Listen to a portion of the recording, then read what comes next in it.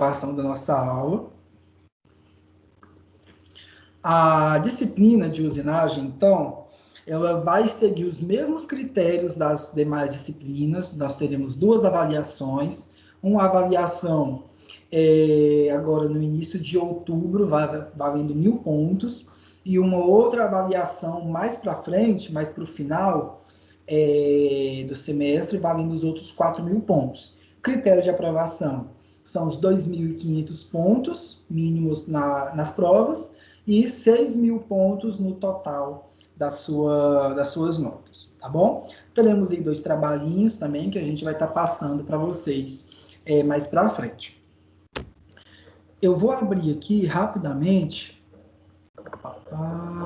o plano de ensino, só para mostrar para vocês rapidão.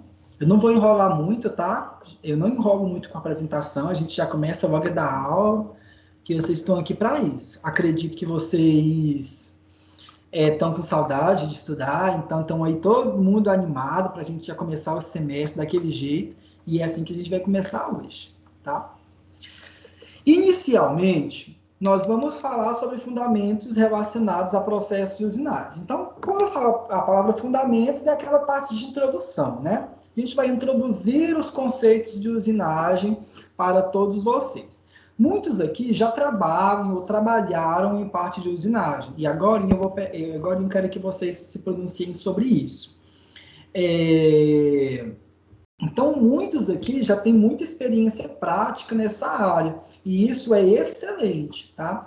E diferente do que muitos podem pensar, ninguém vai sair daqui um torneiro, não vai sair daqui um fresador, não vai sair daqui um aplanador, nem um brunidor, nem nada disso, tá? Vocês vão sair daqui com conhecimento geral sobre os processos de usinagem. Tá bom? Se algum de vocês tem interesse em entender esses processos melhor, ou conhecer, ou trabalhar, ou fazer na prática por necessidade profissional, aí sim é indicado um curso prático, que seria um curso técnico. Vou contar aqui uma experiência para vocês. Quando eu estava no meu curso de graduação, foi no meu 6º período,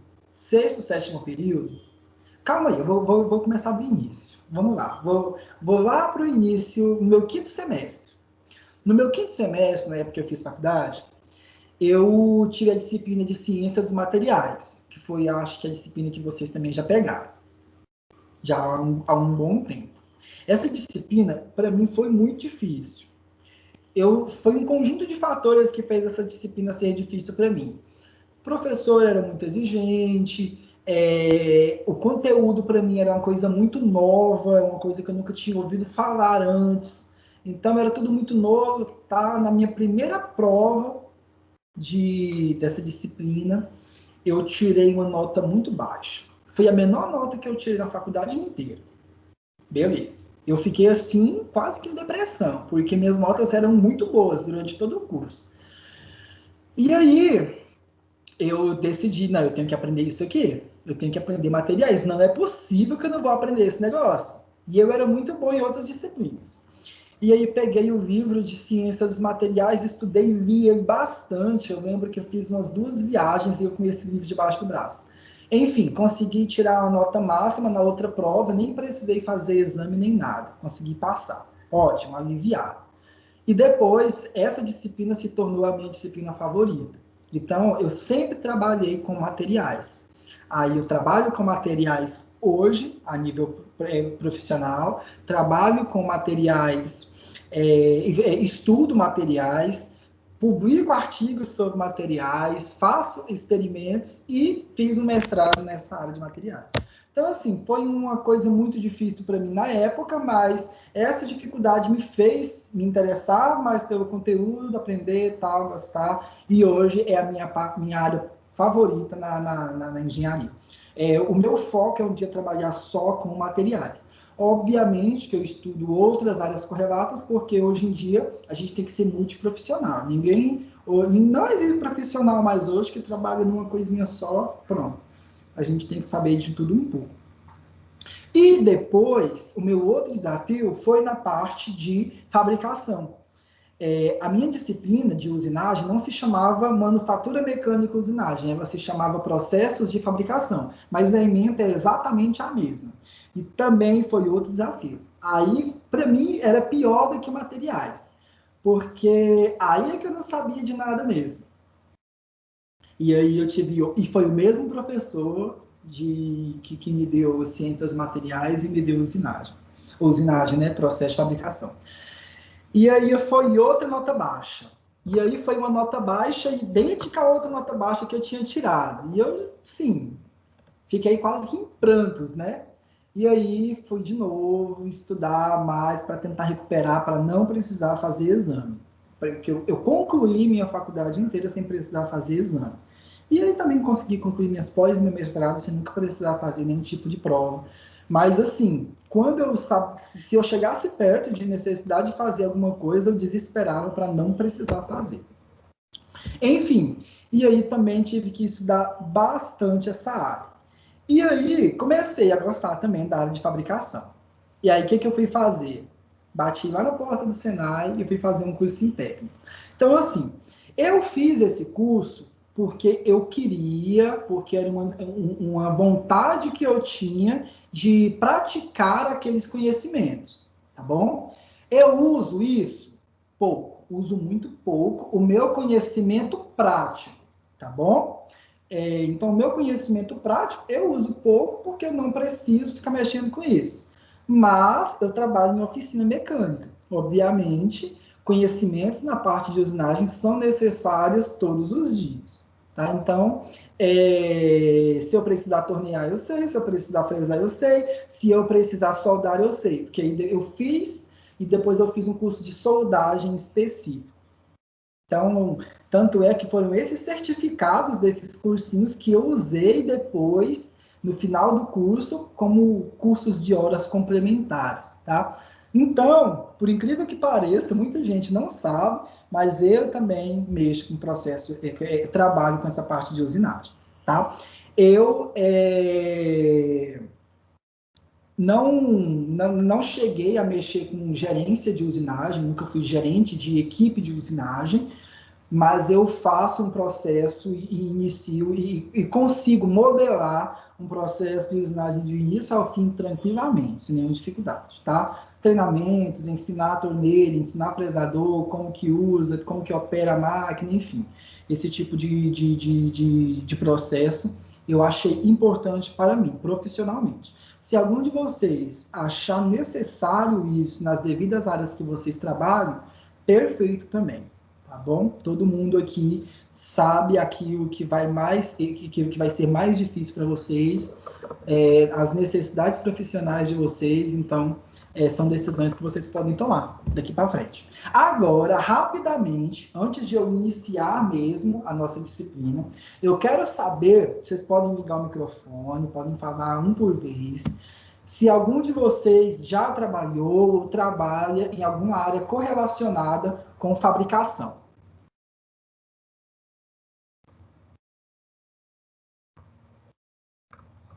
Ninguém? Vai falar nada? Fabricação de quê, Daniel? Fabricação de qualquer coisa. Eu trabalhei já, trabalho. Vocês fabricam o quê? Válvulas, não é? A gente fabrica algumas válvulas, sim. Mas o foco é eficiência energética, né? Só que também tem essa parte de usinagem para quando precisa. Entendi. Então, às vezes, necessita de usinar algum componente para montar em alguma coisa lá, certo? Uhum, isso mesmo. Beleza. Beleza. Mais alguém? Gente, Bom, Daniel, oi? Oi, pode falar, Marcos. Eu trabalhei com usinagem durante algum tempo, eu era torneiro mecânico, né? Durante Certo. 17 anos. Você trabalhou 17 anos como torneiro? Isso. Ah, não, então você vai dar aula pra gente hoje. Não, de jeito nenhum. Não, então vai ser tranquilo demais essa disciplina para você. Claro Ah, que hoje torneamento, eu trabalho lá no Senai, hoje a gente é instrutorado do Senai. sério? Sério. Nossa, bom demais. Torneamento é um dos processos que a gente vai falar, né? É um dos processos. Mas, digamos que é o processo mais importante da disciplina. A maioria dos nossos cálculos vão ser para torneamento, e aí a gente vai poder aplicar isso nos outros processos também. Tá bom? Tá bom, tá ótimo. Igor levantou a mão, quer falar alguma coisinha? Não sei se levantou por engano, se quer falar mesmo.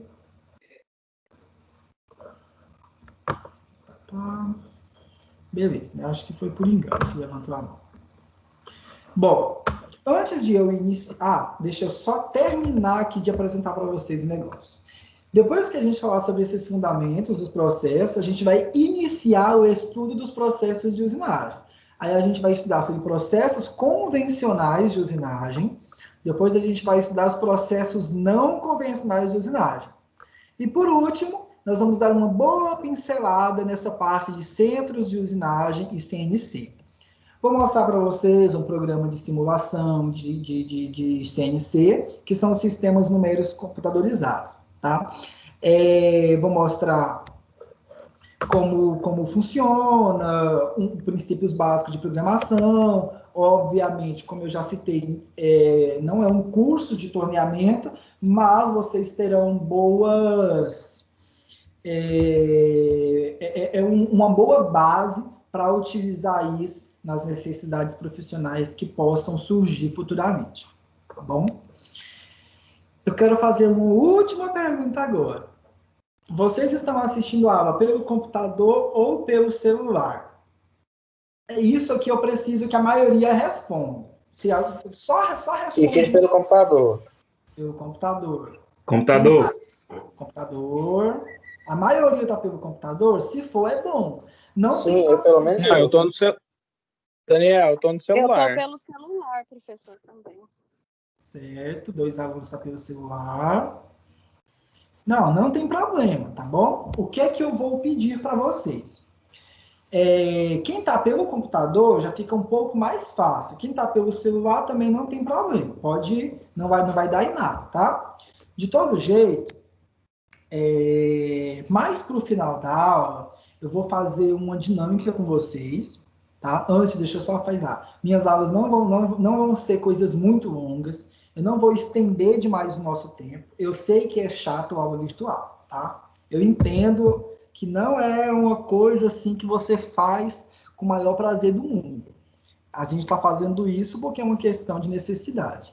Então, eu não vou, às vezes, até o finalzinho das 10 horas em ponto. Geralmente, eu vou liberar um pouco mais cedo. Só que, para isso, a gente vai precisar de uma participação e de um envolvimento para eu saber se vocês estão conseguindo compreender tudo certinho. Aí, quando chegar mais para o final da aula, eu vou fazer uma dinâmica rápida com vocês de participação. Hoje isso não vai valer ponto, hoje vai ser só um teste para vocês aprenderem como vai funcionar. Quem estiver com o celular na mão, baixem um aplicativozinho no Play Store. Ah, professor, não tem memória no meu celular. Não tem problema se não tiver memória. Você pode usar navegador também, tá? O aplicativo chama Kahoot. Nesse aplicativo, eu vou jogar algumas perguntinhas para vocês responderem, tá? Se alguém não puder participar, porque internet, alguma coisa assim, enfim, não tem problema, tá? Hoje isso não vai afetar em nada. Mas, quem puder hoje, vai ser bom que aí a maioria de vocês já participa e vão entender como vai funcionar nossas dinâmicas. Quem tem o celular, coloca no Play Store Kahoot, baixa o aplicativo e deixa baixado aí já. Até o final da aula a gente vai usar. Quem quiser fazer pelo navegador da internet no celular, porque é bom fazer pelo celular, tá? Só digitar Kahoot no Google e vir aqui nesse segundo link aqui, ó, Play Kahoot. Que aí vai abrir essa telinha aqui que vai abrir agora. Essa telinha aí, ó. Pronto, acabou. Tá? Só deixar isso pronto depois. Vocês podem ir fazendo isso no decorrer da aula. Mas aí quando a gente for iniciar essa dinâmica mesmo, aí vou dar uns 5 minutinhos aí para quem ainda não tiver feito. Bom, tendo dito isto, vamos iniciar a nossa disciplina, tá? o estudo da usinagem, ele é uma parte da engenharia mecânica que foi introduzida nos últimos... na verdade, sim, o curso de engenharia mecânica, ele iniciou basicamente quando teve a necessidade de entendimento de processo de usinagem de uma forma mais didática, tá bom?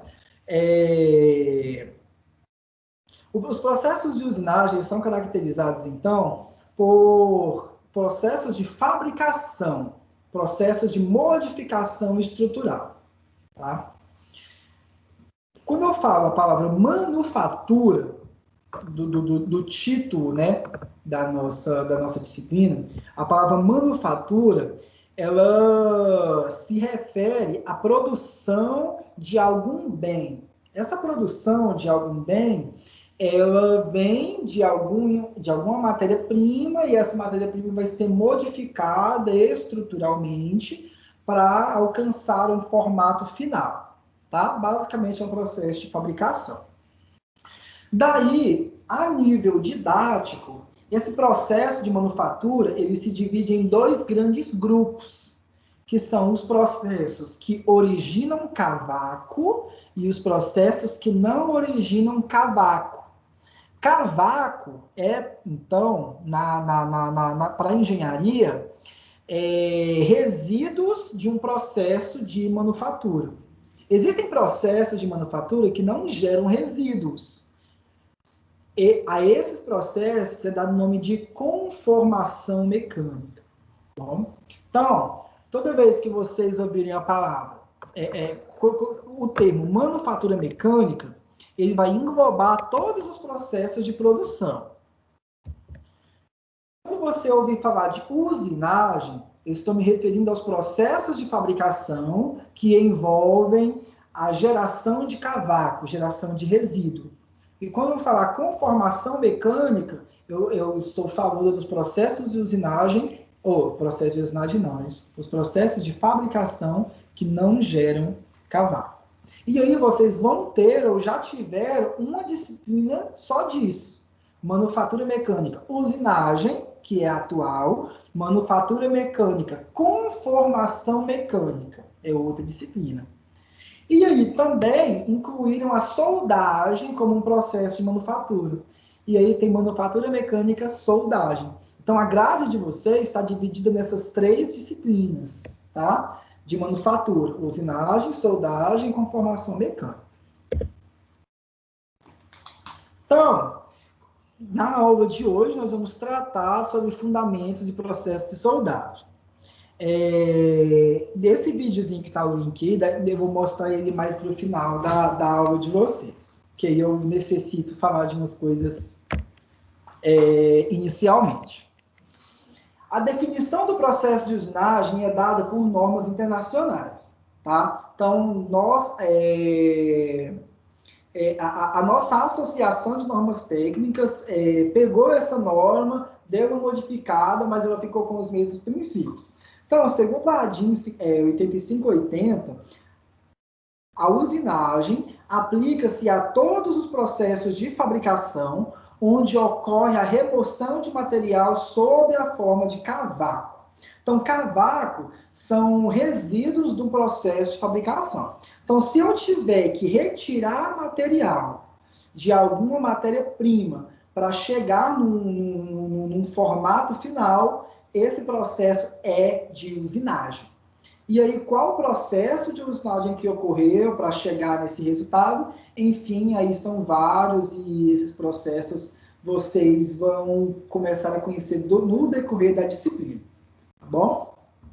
Então, a usinagem, ela é uma operação que confere a uma peça forma, dimensões, ou acabamento superficial, ou ainda uma combinação destes, através da remoção de material sob a forma de cavaco, tá? E o cavaco, na própria definição de norma, tá? Todas essas definições aqui, gente, são definições de norma.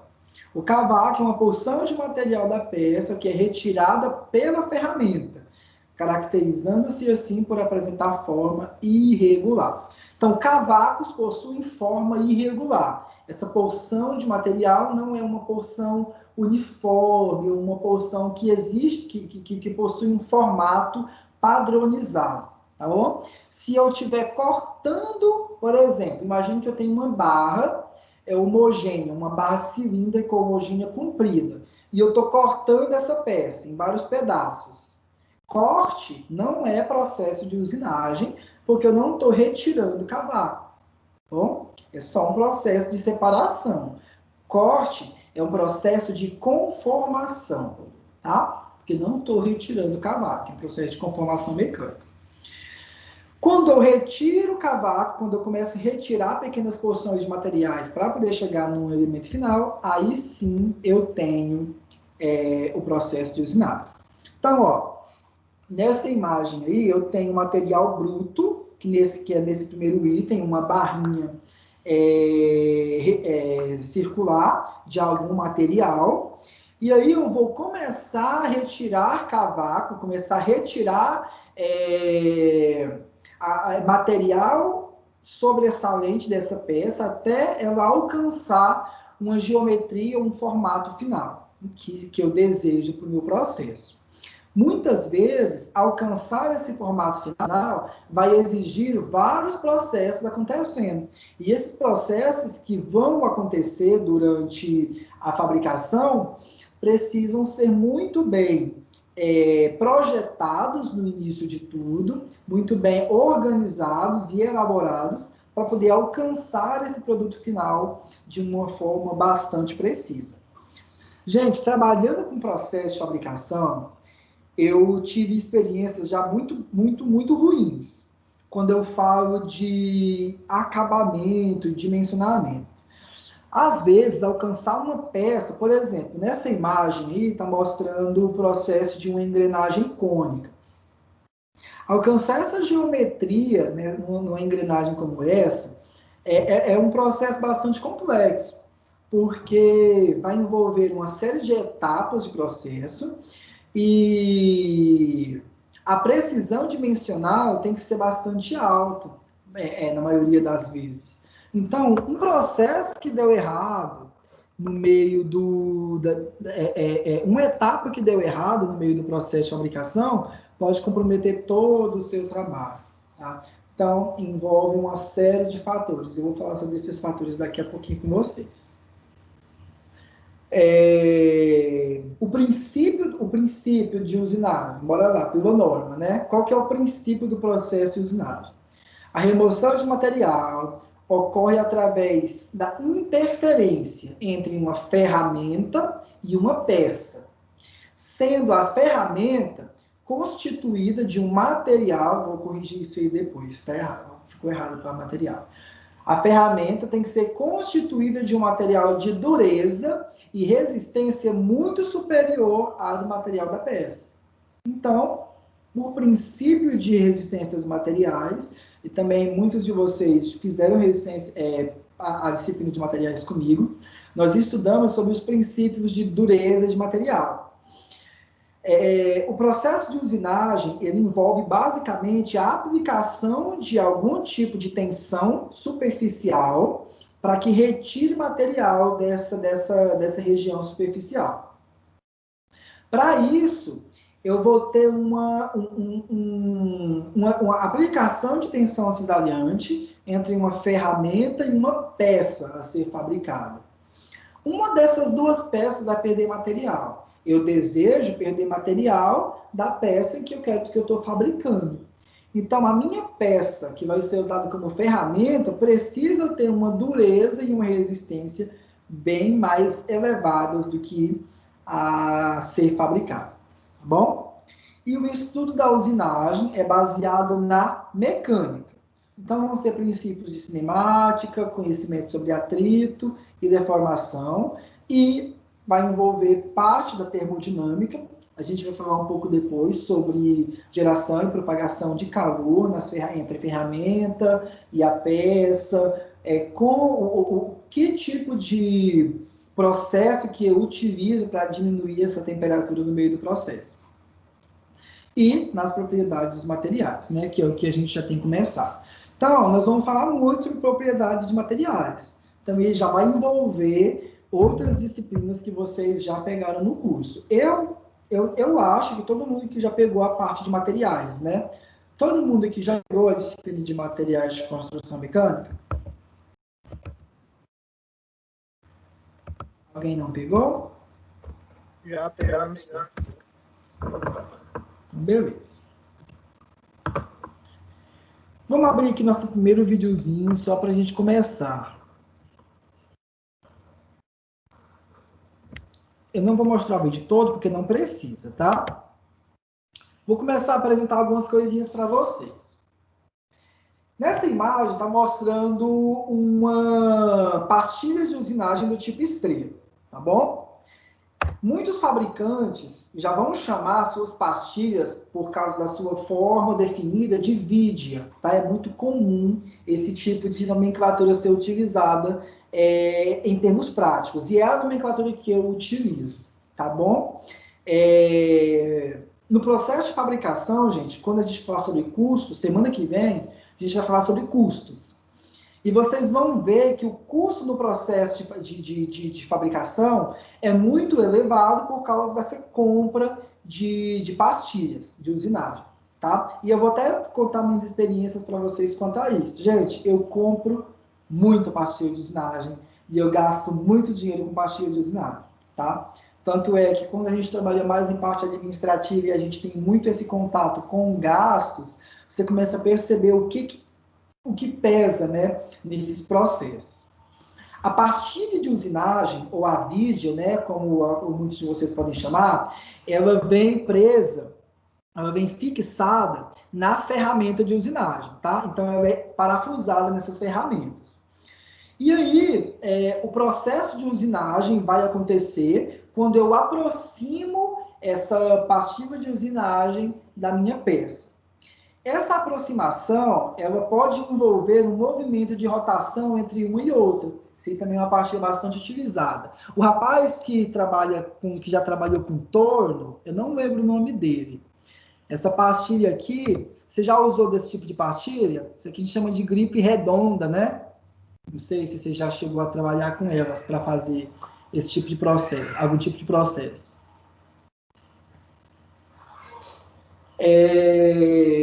Beleza, continuando. Então, podem existir processos de usinagem em que um dos elementos, ou a ferramenta, ou a peça, pode estar em movimento de rotação. Tá? Quando a peça está em movimento de rotação, eu tenho o torneamento. Quando é a ferramenta que está em movimento de rotação, aí eu tenho o fresamento. Tá? Mas isso aí depois a gente vai falar mais profundamente. Hoje a gente vai falar mais sobre os conceitos fundamentais, que é outra parte. Então, mostro nesse vídeo mesmo para vocês, mas para que vocês, quem nunca viu, quem nunca estudou nada relacionado a isso, tenha uma experiência inicial mais tranquila, tá? Eu estou dando uma aula, gente, assim, bem didática, passo a passo, dando a entender que a maioria de vocês nunca viu nada disso. Mas eu super compreendo que muitos aqui já podem entender bastante sobre esses processos, tá bom? Então, se alguém tiver comentário, tiver dúvida, tiver alguma experiência, algo a falar, vocês têm toda a liberdade. Beleza.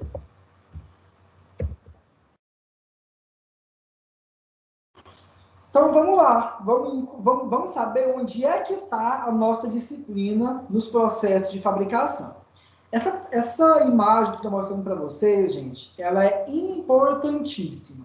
Eu não sei se vocês já viram ela alguma vez na vida de vocês, tá? Mas essa imagem é muito importante entender ela e ela é bastante didática. Muitos livros na parte de usinagem utilizam essa imagem. A maioria dos professores nessa parte utilizam essa imagem para isso. E a parte de concursos públicos e avaliações interdisciplinares que vocês possam ter no futuro, usam essa imagem aí para perguntar alguma coisa. Então, é bom conhecer ela, tá? Nada mais é do que um fluxograma dos processos de fabricação. Então, bora lá. Processo de fabricação se divide em dois grandes grupos. Os processos com remoção de cavaco e os processos sem remoção de cavaco. Os processos com remoção de cavaco são os processos de usinagem. Tá? Então, se tem remoção de cavaco, é usinagem. E usinagem só existe se tiver remoção de cavaco. E o processo de usinagem se divide em mais dois grandes grupos. Os processos de usinagem convencional e os processos de usinagem não convencional. Por que tem o nome convencional e não convencional? Ah, professor, porque o não convencional não é usado? Não, não é isso. Não convencional é muito usado tanto quanto o convencional. A questão é a motivação que leva você a usar um ou outro, tá? Processos de usinagem convencionais são utilizados para processos de desbaste. Então, bora lá. Quem não conhece essa palavra ainda, vamos conhecer agora. Processos de desbaste. O processo de desbaste é um processo que tem o efeito de cortar, tornar menos espesso. É desbastamento, tá? Eu estou arrancando, eu estou tirando uma porção de material muito elevada, tá? Então, processos convencionais de usinagem retiram quantidades maiores de material do meu processo, da minha matéria-prima. Então, esses processos convencionais são o torneamento, fresamento, a furação, aplanamento, mandrilhamento, retificação, entre outros que não estão aí na lista, mas esses são os principais. Então, são processos que retiram uma quantidade maior de material. Processos não convencionais são utilizados para acabamento, tá bom? Geralmente para acabamento, apesar de que às vezes eu utilizo um processo não convencional já para fazer o meu serviço final. Tá bom? Então, ó, processos não convencionais, o que seria o acabamento, né? Um acabamento superficial seria uma melhoria da rugosidade superficial. Porque quando eu faço um processo de usinagem convencional, que é um torneamento, um fresamento, a furação, a superfície que foi usinada por esse processo, ela fica com uma rugosidade superior àquela que às vezes eu necessito. Então, se eu precisar deixar a minha rugosidade muito baixa, aí eu vou ter que submeter esse material a um processo de usinagem não convencional. Então, bora lá. Eu trabalho com cilindros e pistões hidráulicos. Cilindros e pistões hidráulicos são... a matéria-prima que nós compramos já são tubos. Então, a gente compra tubos para fabricar camisa de cilindros. Tá? Então, bora lá. Vou mostrar uma imagem aqui rapidão para vocês.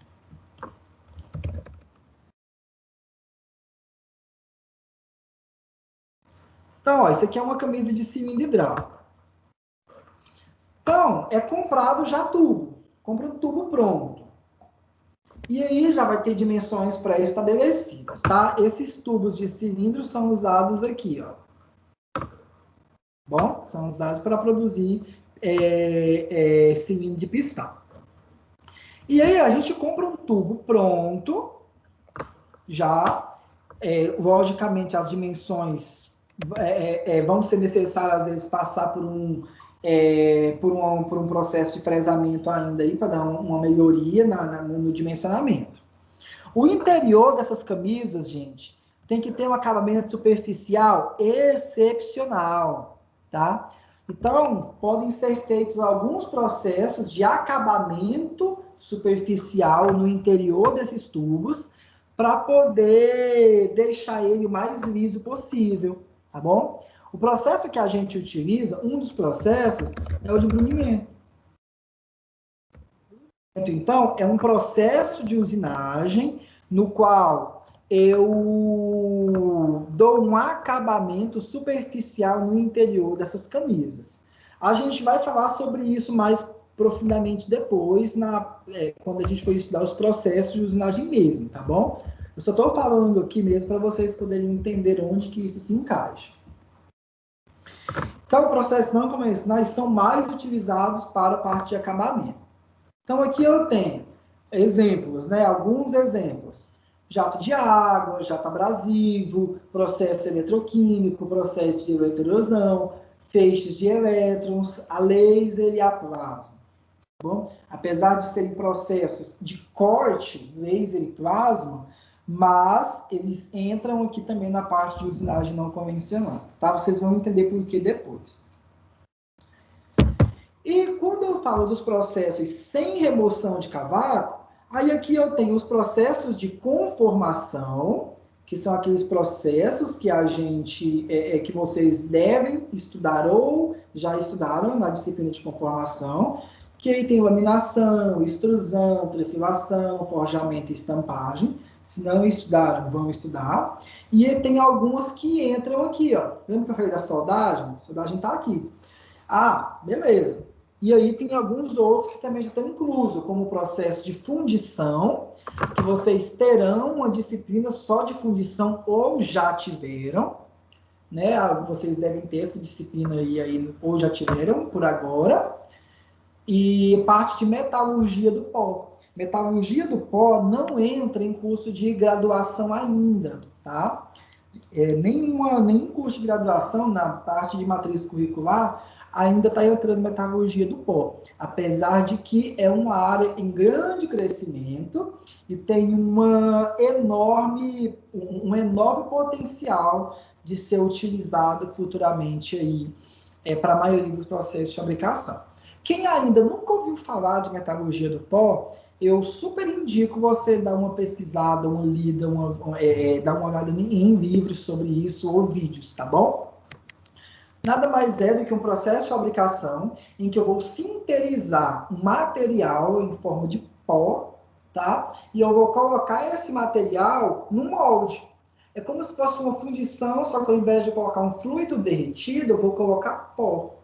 Esse pó já do material que eu quero usar para fabricar, ele vai ser aquecido até alcançar um grau de cristalização, muitas vezes não chega nem a fundir, não precisa chegar no ponto de fusão do material, e esse elemento vai sinterizar, né? Então, esse processo de sintetização vai fabricar uma peça com perda quase nula de material. Então, eu não vou perder material no processo, porque o processo de usinagem gera cavaco. O processo de fundição, ele também gera rebarbas. O processo de conformação, ele não gera resíduos, teoricamente. Apesar de que o processo de conformação é uma etapa do processo de fabricação.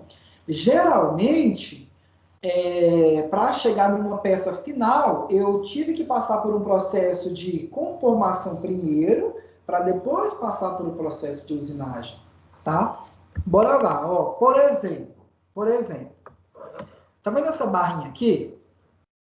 Eu vou contar a história de vida dela.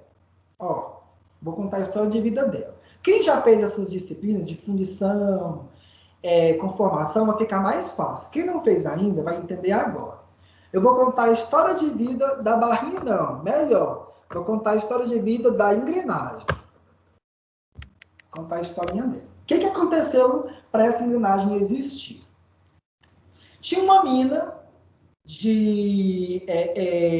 vamos assumir que isso aqui é aço, tá bom? Vai ser aço, possivelmente. Não vai fabricar uma engrenagem de ferro fundido. De uma forma ou de outra, tem ferro envolvido, né? Tem uma mina... E nessa mina você achou hematita.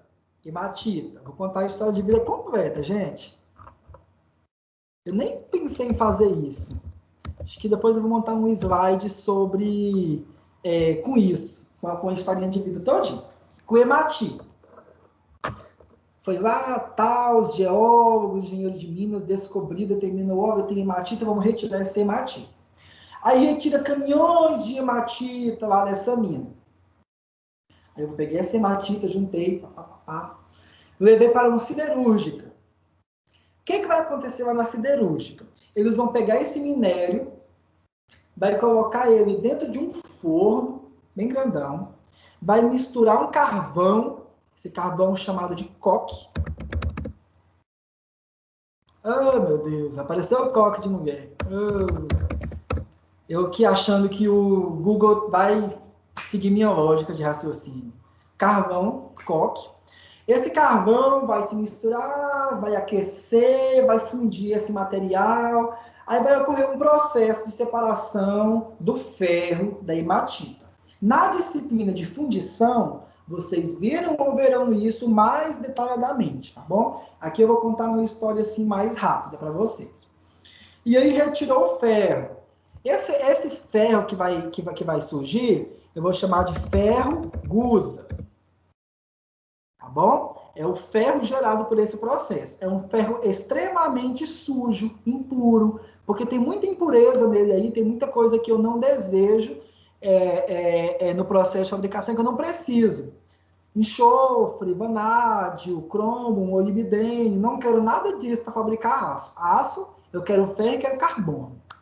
Beleza. Esse ferro gusa vai passar por um processo de limpeza. Esse processo eu não vou detalhar ele agora. E vai se transformar em ferro doce. É um ferro quase puro. Tá bom? Não vai mostrar aqui desenho do ferro doce, porque aparentemente não tem uma diferença muito grande. Esse ferro doce, ele é um ferro de impureza mais elevada, né? Quanto mais elevada a pureza do ferro, mais caro fica o processo. E aí o ferro doce, ele é quase que ferro puro. E aí depois eu começo a adicionar carbono nesse ferro para poder produzir minhas diferentes ligas de aço.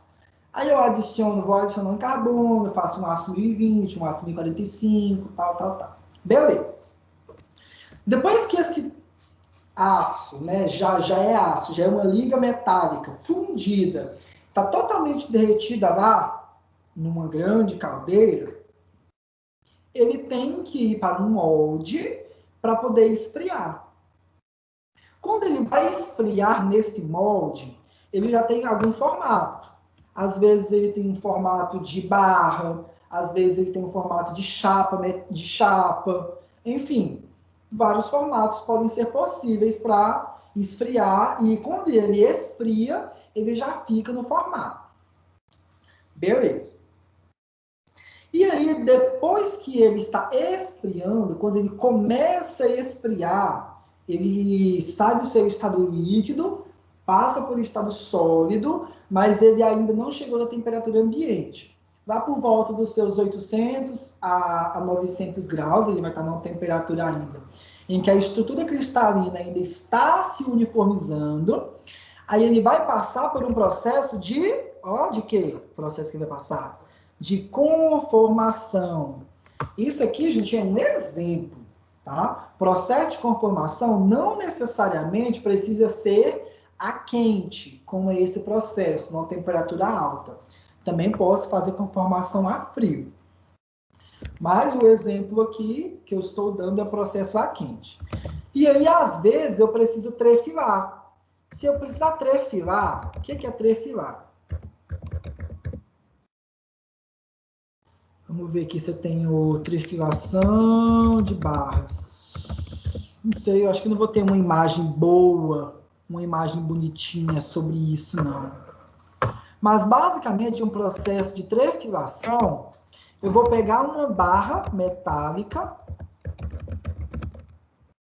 e vou passar ela.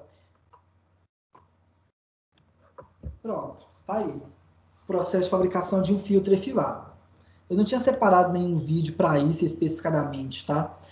E vai passar ela por uma seção em que uma seção transversal bem menor do que a sua.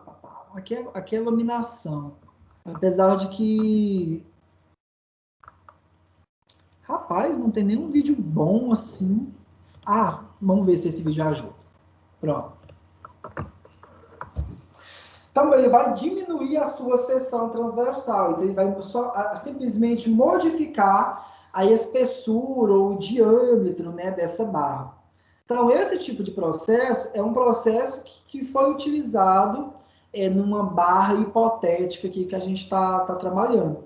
Então, ele tem um diâmetro inicial, E aí ele vai passar por uma superfície com uma seção tal que uma seção menor do que ele já estava do que ele tinha passado. Olha aí, ó, nesse exemplo que está dando.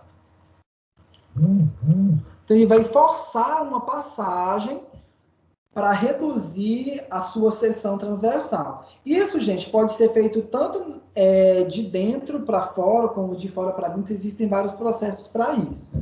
Várias formas que isso pode acontecer. Esse é só um exemplo, tá bom? Isso é muito utilizado quando o material ainda está quente, porque vai conferir à peça um aumento de dureza, tá? Um processo de laminação, processo de trefilação ou extrusão confere um aumento de dureza à nossa peça. Então, vamos supor que eu precisei fundir, purificar e laminar essa barrinha aqui do nosso exemplo, até ela resfriar e ficar desse jeitinho aqui. Aí fica uma barra grandona que eu cortei esse pedacinho. Aí depois que eu cortei esse pedacinho, aí eu vou lá e compro, né? Vou na empresa que vende material e compro um pedacinho de barra dessa aí. Eu compro a barra toda e corto, dependendo da minha necessidade. Quando eu comprar essa barrinha lá na loja que vende, eu não vou comprar na siderúrgica, lógico. A siderúrgica vai, por exemplo, aguardar... vou usar a própria Gerdau, né? Ela é siderúrgica, produziu tudo, tal, tem vários outros aí que às vezes vocês podem conhecer. E produziu várias barras, várias chapas. Aí você foi lá numa loja dessas comerciais, compra essa barrinha aí e leva lá para sua oficina. Quando chega na oficina, essa peça já passou um monte de um processo de fabricação dela. Porque essa peça já foi fabricada lá da hematita que estava na natureza. Agora eu vou continuar o processo de fabricação dela, só que agora com o processo de usinagem. Agora eu vou retirar mais material até conferir a ela uma dimensão final, que aí é minha engrenagem. Tá bom? Então, gente, o processo de produção de manufatura de uma peça passa por várias etapas. A usinagem é apenas um conjunto dessas etapas, tá bom? A gente não pode esquecer que essa peça já tem uma origem, já tem uma vida pregressa aí. A barrinha que a gente chega numa dessas lojas e compra, nessas lojas de material, ela já tem um histórico. Ah, professor, eu quero saber o histórico dessa barra, quero saber a composição química, quero saber propriedades físicas dessa barra. Como é que eu faço? Bom, grandes lojas de materiais têm no seu acervo documentos desses materiais. Então, se você comprar uma barra e pedir o certificado técnico dela, ele vai te passar. Tá? Ele tem tudo isso lá arquivado no... Quando eu compro tubos, por exemplo, para fabricação de cilindro, na nota fiscal do tubo vem o ensaio do material. E fala tensão de escoamento, tensão de ruptura, composição química, processo de fabricação, pronto. Aí daqui para frente, o que eu vou fazer é da minha conta. Agora, da peça, as características da peça, quando ela chega na minha mão, aí a empresa que me vendeu já me passa tudinho. Tá bom? E é isso. Então, nós vamos estudar processos de usinagem, basicamente.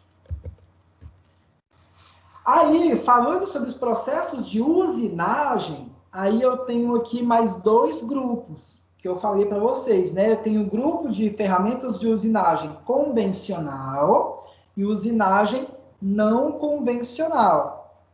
Eu disse que o processo de usinagem convencional, ele é para desbaste. E o processo não convencional é para acabamento. Também existe uma outra forma de diferenciar esses dois grandes grupos. Os processos de usinagem convencional geralmente são chamados de usinagem com ferramenta de geometria definida. E os processos de usinagem não convencionais São processos com ferramenta de geometria não definida. Primeira coisa, o que é ferramenta? Ferramenta é a peça que eu utilizo como... É a peça que eu utilizo para retirar material da outra peça. Eu preciso aplicar carga, algum tipo de carga na minha peça a ser fabricada para que o material se desgrude, certo? Para que o material se desprenda. Para isso, eu preciso aplicar uma força e uma potência de usinagem tal que consiga vencer a resistência mecânica dessa minha peça a ser usinada, que ultrapasse a sua dureza. Beleza. Quando eu tenho uma ferramenta dessas de usinagem que tem geometria definida, eu quero dizer que a minha ferramenta tem uma geometria fixa que não vai se alterar durante o processo. Lógico, gente, que as pastilhas de usinagem, elas se desgastam com o tempo e elas perdem a sua eficiência e mudam a sua geometria. Só que não é isso que eu quero falar. Eu quero dizer que é uma geometria fixa. Comprei lá no meu fornecedor, tenho na minha oficina e tem aquela geometria. Minha peça não vai mudar a geometria. Então, o processo de torneamento, eu tenho uma ferramenta que tem uma geometria definida, uma peça que tem uma geometria que não vai mudar. Fresamento eu também tenho. Então, ó, do torneamento é a peça que gira. No fresamento é a ferramenta que gira. Então, no processo de furação, eu também tenho uma geometria definida na minha peça, que aqui vai ser uma broca, aqui vai ser uma pastilha de usinagem, né, no torneamento, e aqui no fresamento vai ser uma fresa, né, um disco de fresa, uma pastilha de fresa, enfim. E aqui eu tenho um processo de alargamento também, tá? E aí eu tenho vários processos que utilizam geometria definida.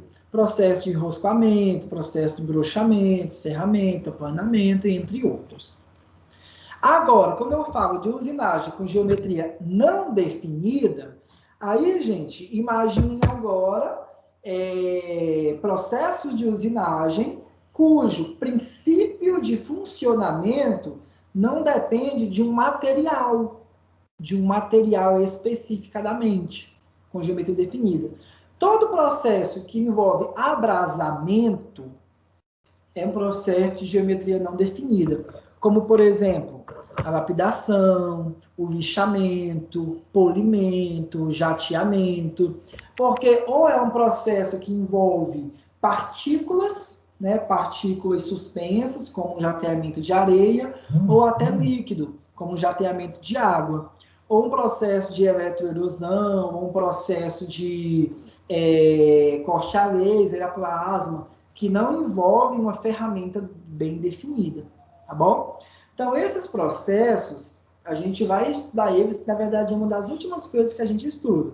Então, a gente estuda essa parte de fundamentos inicialmente, depois a gente vai estudar processos convencionais e depois os processos não convencionais. E, por último, a parte de CNCs. Ok? Então, ó, dos processos convencionais de usinagem, são aqueles exemplos que eu dei.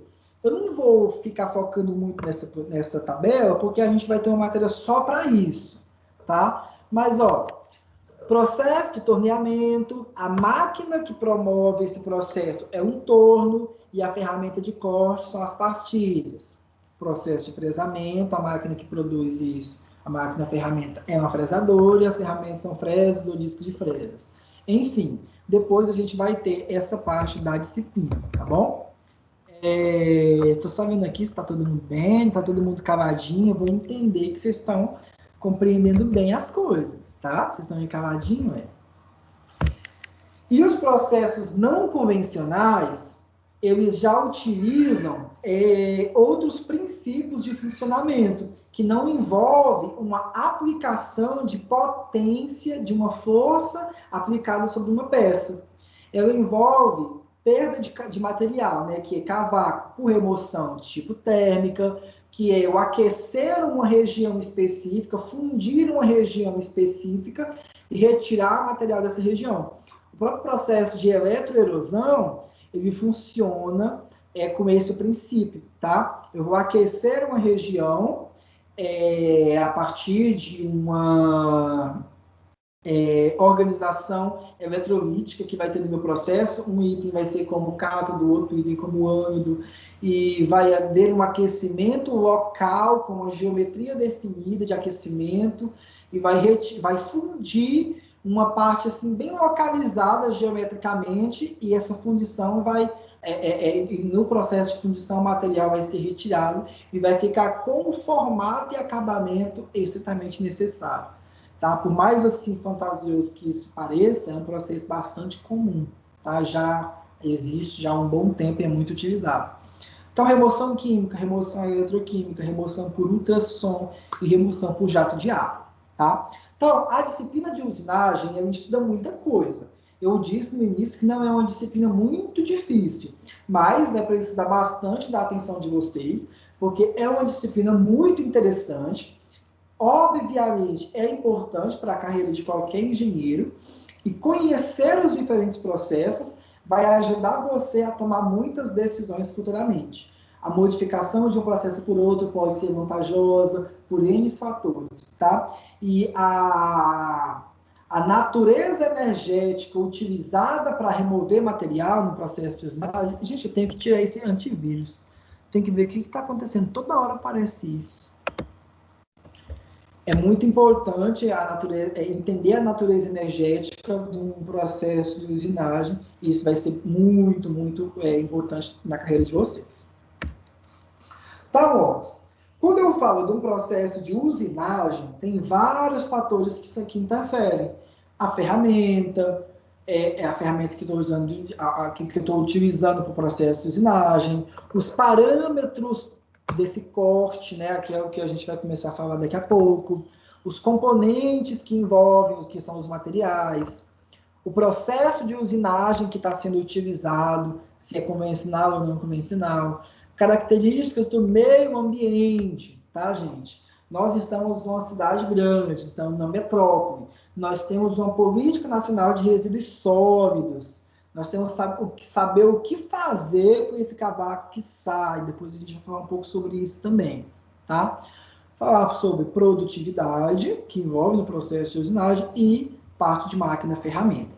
Semana que vem, como eu disse, a gente vai falar sobre custos. Então, grande parte desses processos já vão ficar muito bem definidos na parte de custos. Até agora, gente, até agora, tá tudo bem? Estão tranquilos? Como é que vocês estão? Vocês estão muito calados, gente. Não estou entendendo o que está acontecendo com a turma de vocês, velho. Tem alguém me ouvindo, gente? Estou preocupado agora. Tá todo mundo ouvindo. Tem, Daniel, tem. Tudo de boa também. Ah, não, então tá bom. Ah, que bom, uai. Tá preocupado. Todo mundo caladinho. Mas parece que quase que chorou e agora.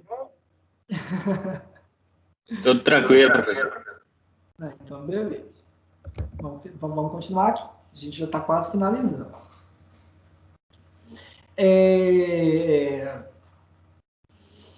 A parte de cinemática geral dos processos de usinagem, que a gente vai começar a ver agora, envolve aí um conhecimento dos parâmetros de usinagem. Quando eu falar parâmetros de usinagem, eu estou me referindo a números que são importantes de serem conhecidos por quem está operando essa máquina ferramenta. Esses parâmetros, eles não servem para todos os processos de usinagem, porque nem todos os processos usam ferramenta de geometria definida. Então, vamos deixar claro aqui uma coisa. Parâmetros de usinagem que a gente vai estudar agora servem para os processos convencionais. Processos não convencionais também têm parâmetro de usinagem, só que aí são outros que a gente vai ver mais para frente, tá bom? Então, ó, eu tenho aqui uma imagem de um processo de torneamento. Eu sei que é torneamento porque está mostrando a rotação da peça. Esse processo de torneamento envolve uma ferramenta que está se deslocando ao longo da sua seção transversal. Com o deslocamento dessa ferramenta, porção de material é retirada, que é a porção de cavalo. O movimento que essa ferramenta faz ao longo da seção longitudinal é o que eu chamo de movimento de avanço. Então, vocês vão ver essa ferramenta se deslocando nesse sentido da setinha. Esse é o movimento de avanço, tá bom? Geralmente é representado pela letra F, que é o movimento de avanço. Então, isso aqui é o avanço. E a velocidade tangencial que é dada no ponto de contato entre a ferramenta e a peça é o que eu chamo de velocidade de corte. Tá bom? Então, eu tenho avanço, que é como o F, né? E eu tenho velocidade de corte, que é a velocidade com a qual está se retirando o cavaco da minha peça. Essas imagens mostram como que esses elementos podem ser encontrados num processo convencional. Nesse primeiro aqui, eu tenho um processo de torneamento. Eu tenho aqui, ó, velocidade de corte para cima, que é uma velocidade tangencial ao movimento de rotação. Então, isso aqui é a velocidade de corte. Eu tenho aqui agora, voltado para a esquerda, a velocidade de avanço, que é VF. Ó, VC, velocidade de corte, VF, velocidade de avanço. O F sozinho, gente, quando vocês verem a letra F sozinha, significa avanço. É apenas o comprimento que ela se deslocou, tá? Em milímetros ou metros. Agora, velocidade é em metros por segundo ou milímetros por segundo. E aí, eu tenho aqui agora um conjunto de vetores formado pela velocidade de corte e pela velocidade de avanço. Se eu unir esses dois vetores, eu vou ter aqui, ó, a minha velocidade efetiva de usinagem, que é a minha velocidade real do processo de usinagem, tá bom? Ela é uma união da velocidade de corte e da velocidade de avanço. Como isso aqui é grandeza vetorial, gente, é como, imagina que eu pego essa setinha do avanço aqui, ó, da velocidade de avanço, e coloque aqui em cima. Aí eu formo um teorema, ou um triângulo retângulo, né? Formando um triângulo retângulo, se eu tiver a velocidade de corte e a velocidade de avanço, eu consigo descobrir a velocidade efetiva através do teorema de Pitágoras. Tá bom? Então, é assim que se calcula a velocidade efetiva. Isso no processo de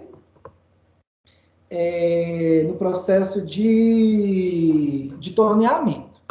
No processo de furação, por exemplo, é um sistema bastante similar, tá? No processo aqui de furação, ó, eu tenho a velocidade de corte, agora a velocidade de corte está no sentido horizontal. Por quê? Porque a velocidade de corte ela é tangencial ao movimento circular. Se está circulando, o que está circulando na furação é a broca, então o movimento de corte ele tem que ser tangencial. Então, por isso que ele fica nesse sentido aqui, ó. E o movimento de avanço está no sentido em que a peça avança, no sentido em que a peça se desloca. Então, por isso que a velocidade de avanço, nesse caso, fica para baixo. Tá bom? E aí, velocidade de corte e velocidade de avanço, eu encontro o meu movimento efetivo. Tá? Do mesmo jeito que eu encontrei um, eu consegui encontrar o outro. Então, ó. Quais são as grandezas, né?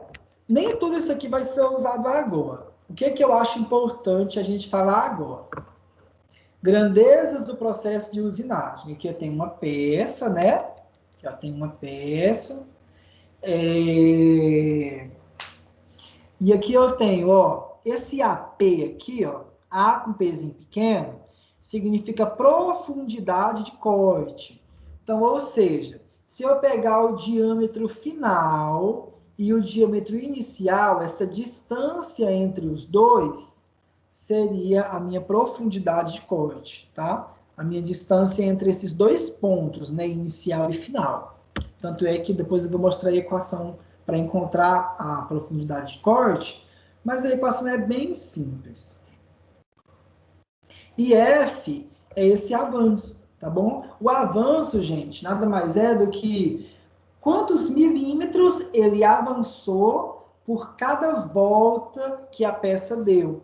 Tá? Se a peça está rotacionando, é quantos milímetros por revolução que percorreu. O avanço é isso. Então, ó, o primeiro que a gente precisa aprender é a velocidade de corte. Velocidade de corte, gente, é dado por essa expressãozinha aqui. Eu não vou deduzir ela, não precisa deduzir ela, mas vocês precisam ter essa expressãozinha aí anotada, porque vai precisar, tá? Vocês vão precisar dessa equaçãozinha aí nos exercícios que vão ser feitos futuramente. Então, velocidade de corte é igual a π vezes o diâmetro da minha peça, que é o diâmetro final, depois a gente vai fazer exercícios disso, tá? Vezes a rotação que essa peça está tendo na máquina ferramenta. Tudo isso dividido por 1000. Então, é essa expressãozinha que vocês vão utilizar para encontrar a velocidade de corte. Ah, professor, na prática, a gente obtém isso aí por tabela, por outros materiais que já estão produzidos. E sim, é verdade, tá? Você já encontra isso aí em tabela. Tanto é que eu trouxe até uma tabela aqui para vocês verem como é que acha isso em tabela. Mas eu mostro a expressão para que saiba como calcular, se eu não, pelo menos para ter uma ideia, se eu não tiver o auxílio de nenhum tipo de tabela, tá bom?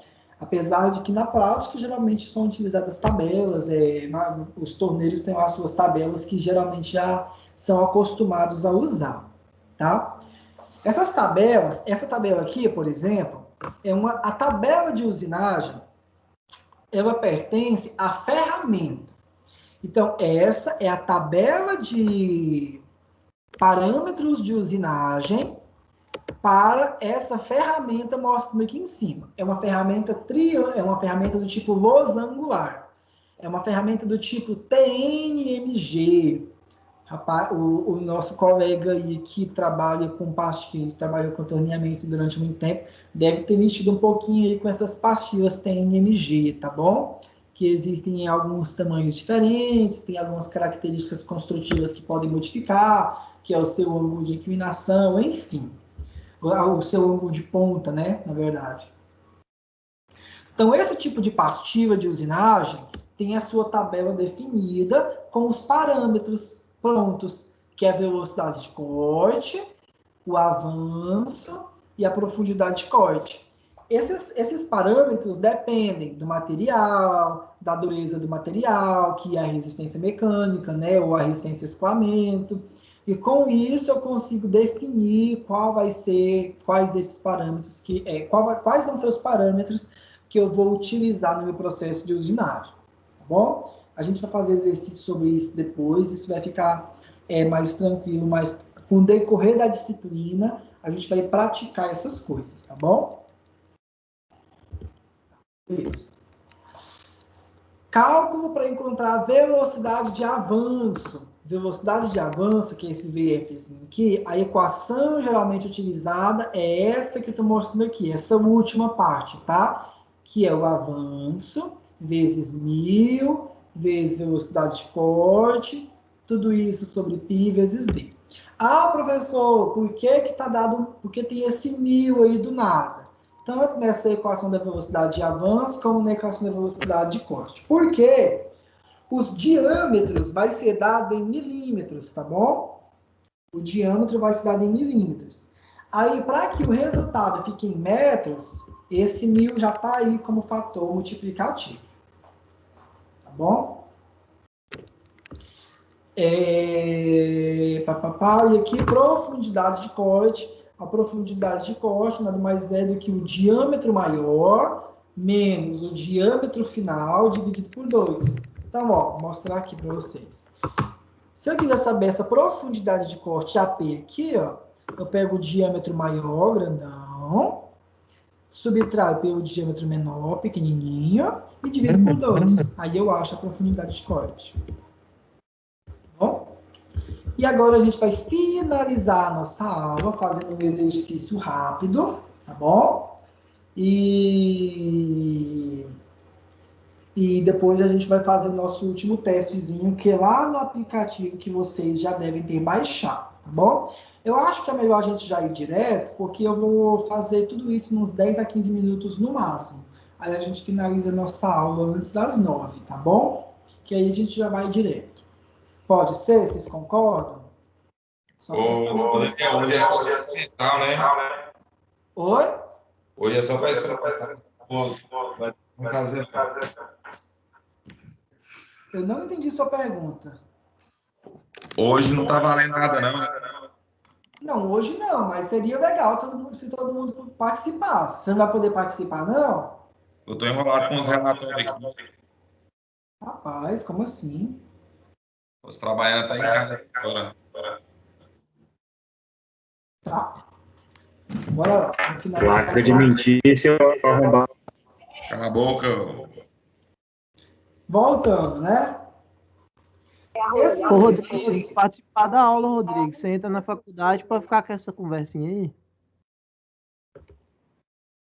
Voltando agora para a aula, né? Posso voltar agora, gente? Tá.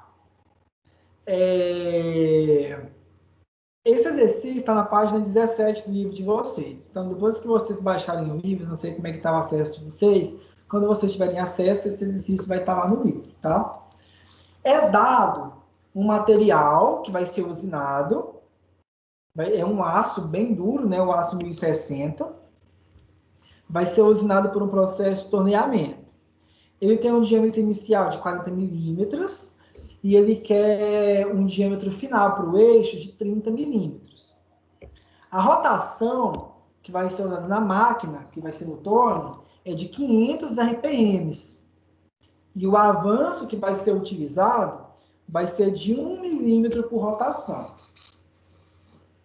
E aí ele quer que calcule a velocidade de corte, velocidade de avanço e a profundidade de corte.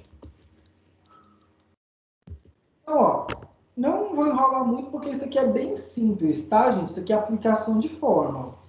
Obviamente, depois que vocês vão pegar o slide na casa de vocês, vocês vão escrever esse exercício aí no caderninho, porque eu faria isso em sala de aula, né? A gente escreveria no quadro, vocês escreveriam aí bonitinho para ficar melhor. Como isso, provavelmente vocês não vão estar fazendo isso agora, vocês vão ter a apresentação e depois vocês podem escrever isso aí, tá? Então, ó, iniciaremos os cálculos para obter a velocidade de corte, que se trata de uns importantes parâmetros de usinado. Então, agora, ó, velocidade de corte, então, é π vezes o diâmetro Dzinho. O diâmetro Dzinho que ele deu aqui no exercício é de 30 milímetros. Então, eu jogo 30. Eu não preciso converter para metros, porque o 1000 já está aqui para isso. Vezes 500, que é a rotação. Fiz o cálculo rapidamente, encontrei a minha velocidade de corte de 47,12 metros por minuto. Pronto, achei a primeira coisa. Aí depois, ele pede para calcular a velocidade de avanço. Velocidade de avanço, então, é o próprio avanço F, que é 1 milímetro, vezes 1000, vezes a velocidade de corte, que é 47,12 vezes... Está em metros por minuto. Aí agora a gente observa que o 1000 está em cima. O fato do 1000 ficar em cima, aqui no numerador, faz com que o resultado volte a 100 milímetros por minuto, tá bom? Isso aqui é o padrão que geralmente é utilizado, tá? Porque eu vou dividir isso aqui por π vezes o diâmetro Dzinho, que é 30. Então, quando eu fizer esse cálculo, eu vou ter um valor aproximadamente igual a 500. Como a grandeza...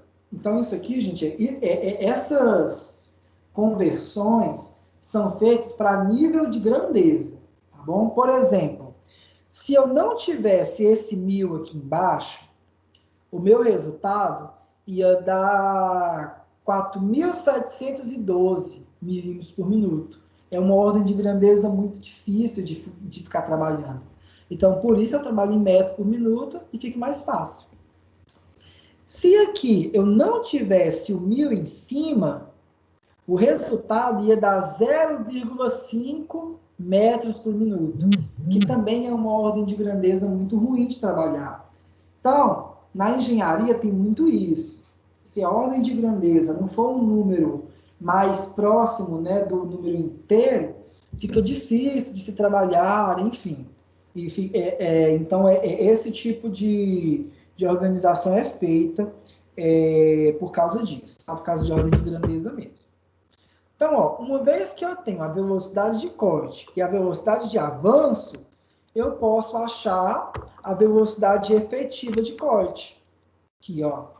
Eu vou mostrar aqui já na parte de baixo, nessa última parte, ó. Opa! A velocidade efetiva de corte é uma soma vetorial entre a velocidade de corte mais a velocidade de avanço. Isso aqui de forma vetorial. Como eu mostrei para vocês, isso aqui forma um triângulo retângulo, né? Quando eu junto os três, um no final do outro, fica um triângulo retângulo. E aí, para achar o valor da velocidade efetiva de corte, eu uso o teorema de Pitágoras. Então, a velocidade efetiva de corte é a raiz quadrada da velocidade de corte ao quadrado mais a velocidade de avanço ao quadrado. Nesse caso, eu preciso converter tudo para as mesmas unidades, tá bom? Porque um está em metros por minuto e o outro está em milímetros por minuto. Então, eu coloco tudo em metros por minuto, por isso que esse 500 vira 0,5. E aí eu coloco tudo ao quadrado, tiro a raiz quadrada de tudo e acho a minha velocidade efetiva de corte. Tá bom? E para achar a profundidade de corte nada mais é do que o diâmetro inicial menos o diâmetro final dividido por 2. Então, 4 menos 30 dividido por 2, 5 milímetros. Tá bom? Então, essa é a minha profundidade de corte e já consegui definir todos os parâmetros de usinagem. E aí, uma coisa interessante desse exercício é que a velocidade efetiva de corte é praticamente o valor da velocidade de corte. Ou seja, neste caso, a velocidade de avanço é tão baixa que ela nem tem uma grande... ela não vai ter uma grande influência no resultado da velocidade efetiva. Tá bom? E aí a gente finaliza esse nosso primeiro módulo da disciplina. Bom? Espero que vocês tenham conseguido acompanhar bem, espero que tenha dado tudo certo. Alguma dúvida até aqui? Alguém tem algum questionamento, algo a comentar? Não? Oi. Na hora de calcular, o diâmetro que utiliza não é antes de terminar. O diâmetro final dela... Ficou um pouco baixo. Você quer saber, na hora de calcular o quê? Que eu não consegui entender. Lá você usou o diâmetro, no caso, depois da usinagem, não antes. No caso, sempre vai ser o diâmetro final. Né? Essas equações aqui tá sempre o diâmetro final, o diâmetro Dzinho, tá bom? Uhum. Mas depois isso vai ficar um pouco mais claro, saber por que é isso, tá? Isso aqui hoje eu tô só mostrando as equações mesmo. Ok. Beleza. Vocês baixaram o aplicativo?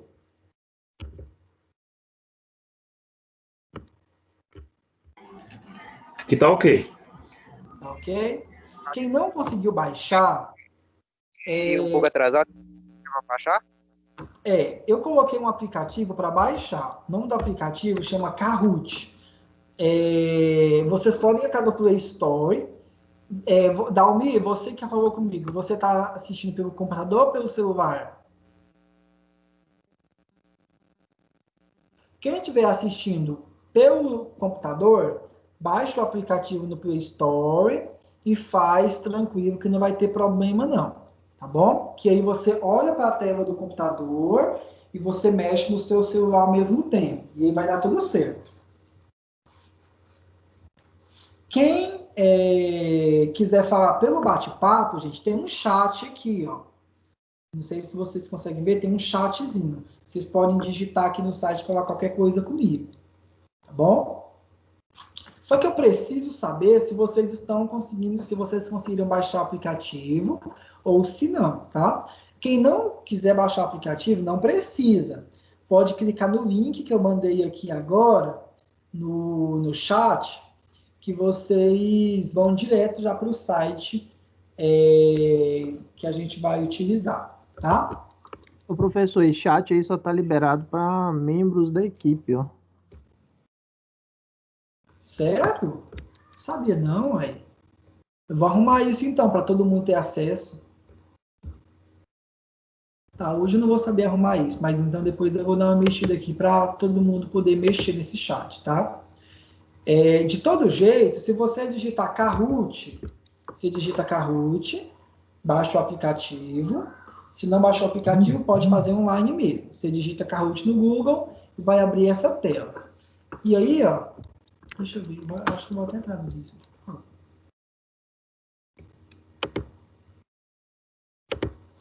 E aí, ó, vocês vêm aqui, ó, nesse linkzinho verde aqui. Quem está fazendo pelo computador. Não precisa fazer login, tá? Isso aqui é só eu que vou fazer agora. Agora eu espero que eu lembre meus usuários.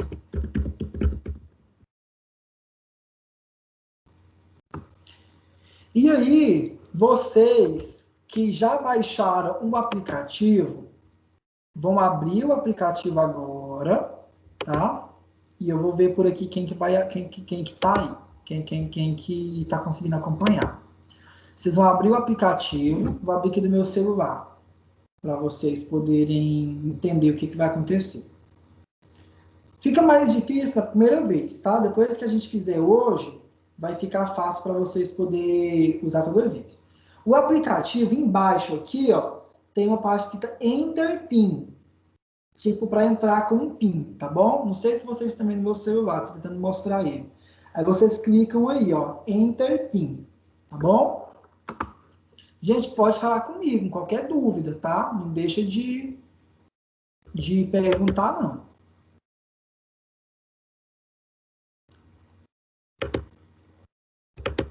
E aí, vocês vão digitar um PIN. O PIN eu vou mostrar agora para vocês.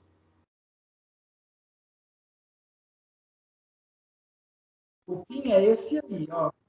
Tá mostrando agora.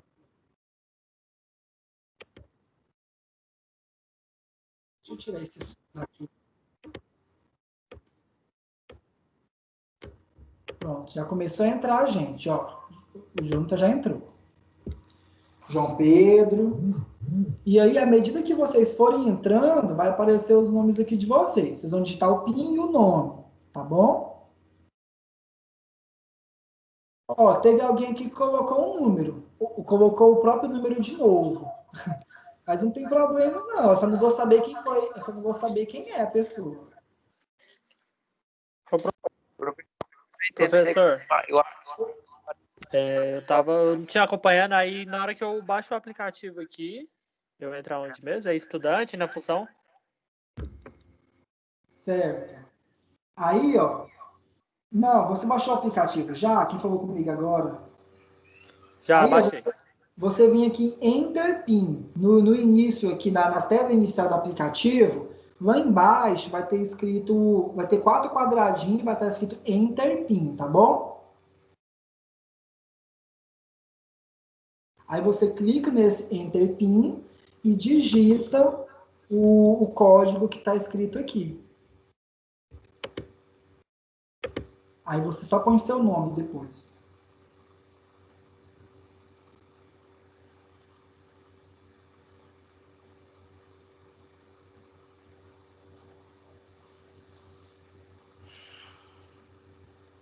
Agora eu vou fazer uma pergunta para quem já entrou. Vocês que já entraram, vocês estão com o celular e assistindo a aula pelo computador, ou vocês estão só com o celular? Tô pelo computador. Do computador e celular. Só pelo computador.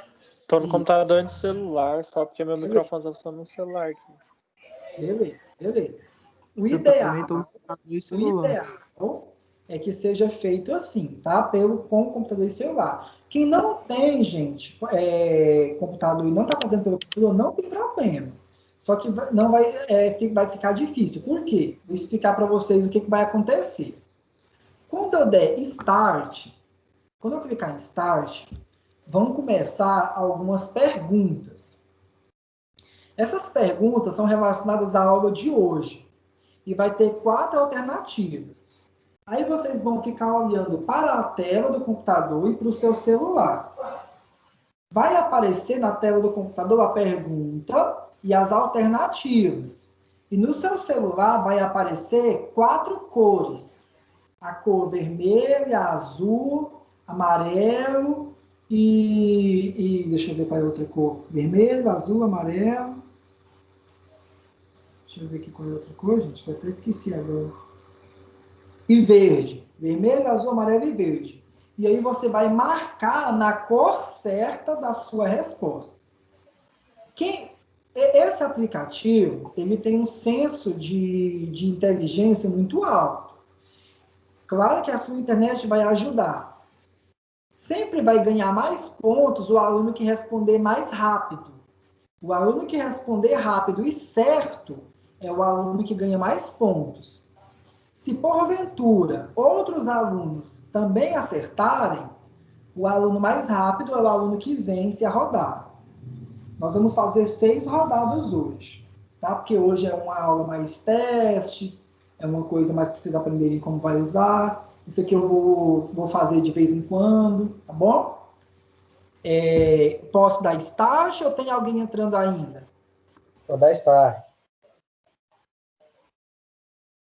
Então, beleza. Tinha 10, agora tem Pera aí, 9. pessoal, tô tentando só fazer um login aqui.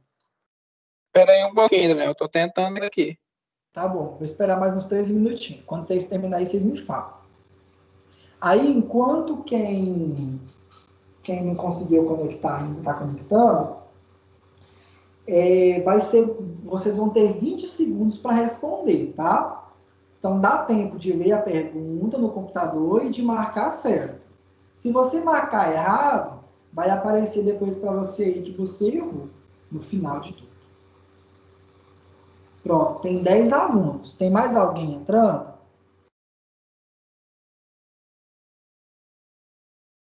Posso dar start então, né? Tem 11 agora. 12, olha.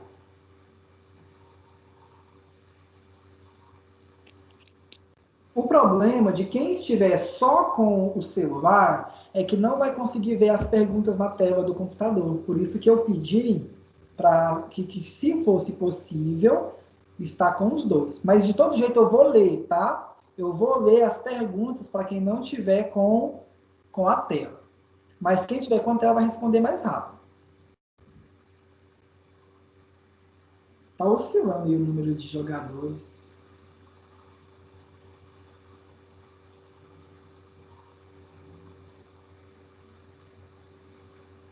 Engraçado, tá diminuindo, uai. Aumenta e diminui a quantidade.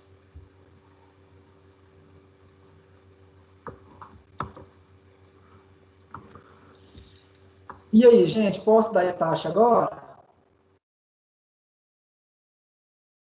Bora. Então, beleza. Então, eu vou iniciar a nossa primeira rodada. Vou colocar o volume aqui, só um sonzinho bem baixinho. Para a gente fazer um fundo. Nosso desafio de usinagem. Nossa primeira pergunta é: qual o nome desse processo de usinagem? Quem estiver vendo a tela do computador, é uma peça que está girando e uma ferramenta que está desbastando. A vermelho é torneamento, azul fresamento, amarelo apanamento e verde brunimento.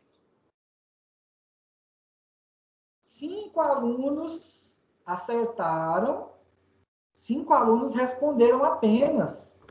O restante não respondeu. O que aconteceu, gente? Vocês não responderam? Só 5 alunos responderam, ué? Professor, meu tempo acabou aqui, eu demorei, pô.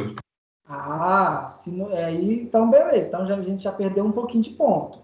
Vamos ver aqui. Ó, o Jonatas está na frente. Jonatas respondeu primeiro, mais rápido, depois o Newton, depois o Vitor, depois o Luiz Felipe, depois o Osiel. Então, por enquanto, o Jonatas está em primeiro lugar. Isso aí é meu representante. Vamos para a próxima agora. Então, agora a gente não deixa o tempo acabar, viu? Qual desses processos é não convencional? Vermelho, furação, azul, aplanamento, amarelo, jato de areia e verde, torneamento.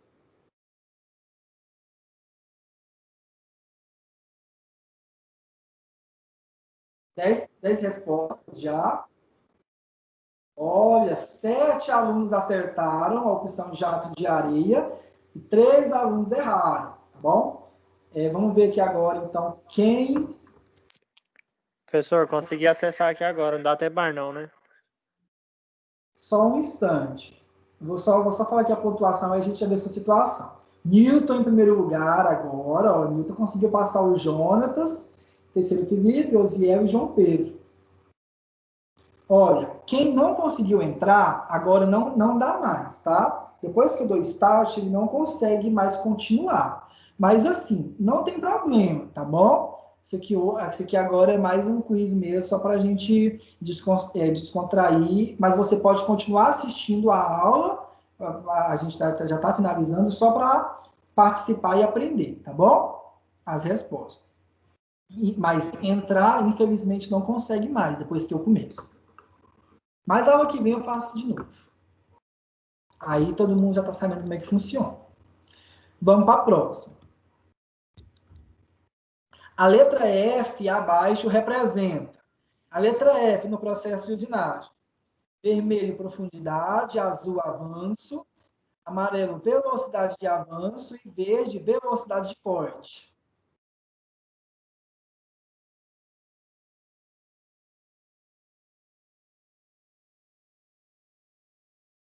Eita, que muita gente errou agora, gente. A letra F sempre vai significar avanço, tá bom?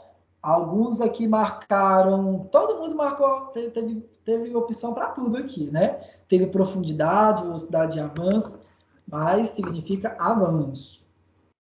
Vamos ver aqui como é que tá a pontuação? Agora o Luiz Felipe passou. O Luiz Felipe agora está em primeiro lugar. E Jonatas segue em segundo. Vamos para a próxima. Quarta. Qual dos processos abaixo é convencional? Eletroerosão, feixe de elétrons, laser, furação.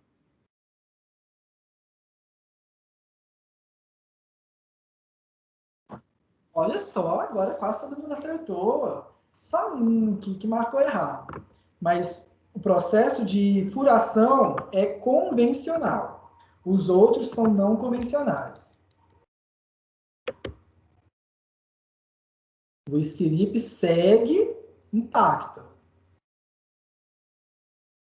Próxima. Qual dos processos abaixo usa a ferramenta de geometria definida? Qual dos processos usa a ferramenta de geometria definida?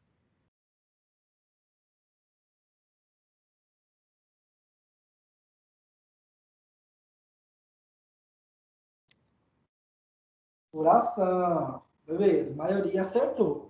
Gente, pelo menos eu estou percebendo que a grande maioria está acertando as nossas perguntas. Isso é bom, tá? Pessoal aí que não acertou essa, processo de furação envolve a utilização de broca como ferramenta, então tem geometria definida. O restante não tem. Acho que agora é a nossa última. Ó, Felipe tá... Agora o Luiz Felipe está em primeiro lugar. Na verdade, eu acho que ele já estava, né? Acho que agora é a nossa última pergunta, tá bom? Última. Qual dos processos abaixo utiliza a ferramenta de geometria não definida? Geometria não definida agora.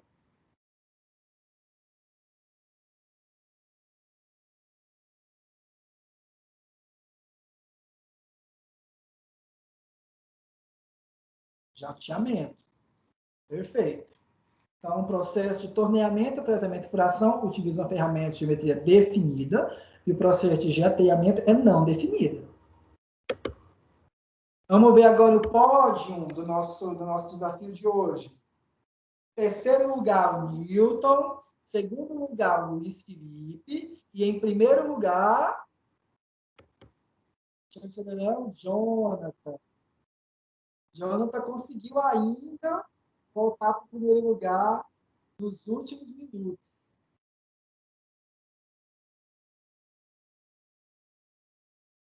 E é isso aí, gente.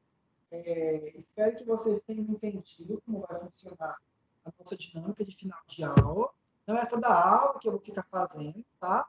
Mas, hora ou outra, aí a gente pode usar o Kahoot como um meio de vocês participarem da aula aqui comigo, tá bom?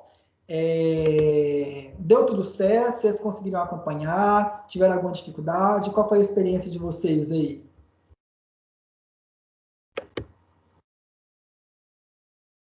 Pode falar Foi agora. legal, foi legal. Foi legal, foi bom. Essa brincadeira no final aí. Então, ótimo. Top, Que bom. professor. Então, que bom que vocês gostaram. Amei, prof. Faz mais vezes. A gente vai ficar por aqui. Eu vou encerrar vou encerrar a aula, vou parar a gravação. Semana que vem